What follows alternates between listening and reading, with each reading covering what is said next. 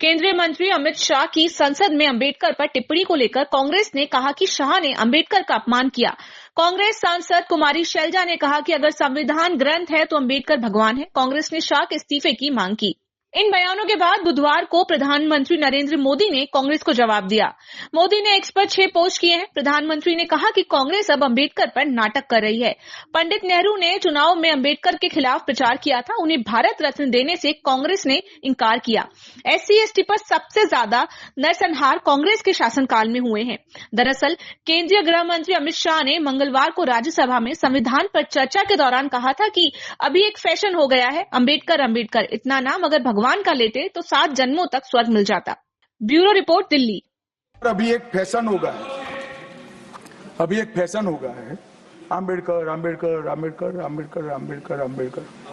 इतना नाम अगर भगवान का लेते तो 7 जन्मों तक स्वर्ग मिल जाता। हमने कल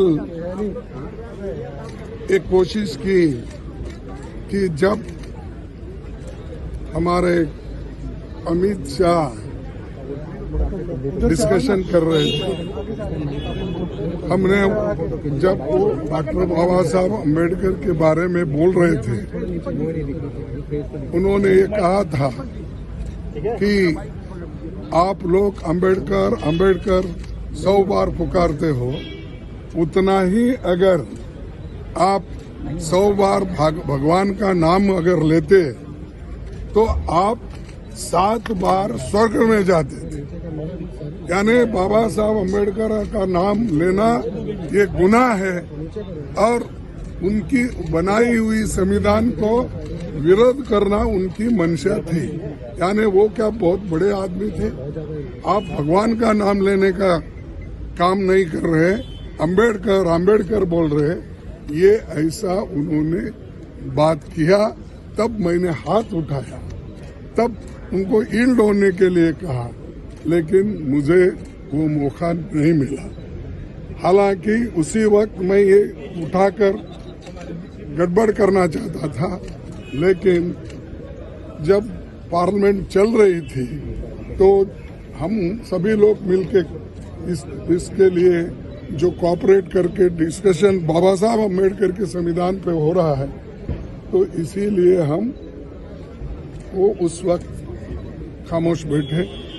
और इसके बाद में जब आज शुरू होता कि सवाल हम उठाने के लिए तैयार हो गए।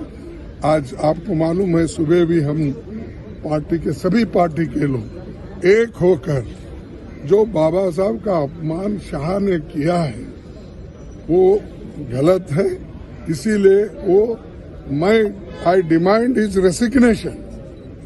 जो अपमान संविधान का करता है, बाबा साहब अम्बेडकर का नाम लेकर अगर उनकी नाम अगर तुम बार बार लेते रहेंगे, इतना ही नाम अगर आप भगवान का लिए तो आप 7 बार हेवन जा सकते थे, यानी स्वर्ग जा सकते थे।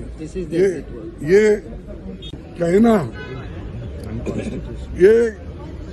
ये बात कहकर बाबा साहब का अपमान किया, संविधान का अपमान किया, और वो मंशा जो उनके दिमाग में है कि उनकी जो मनुस्मृति की आइडियोलॉजी है वो और RSS की आइडियोलॉजी जो है वो दर्शाता है कि वो खुद वो बाबा साहब अम्बेडकर के संविधान को रेस्पेक्ट नहीं देना चाहते हैं।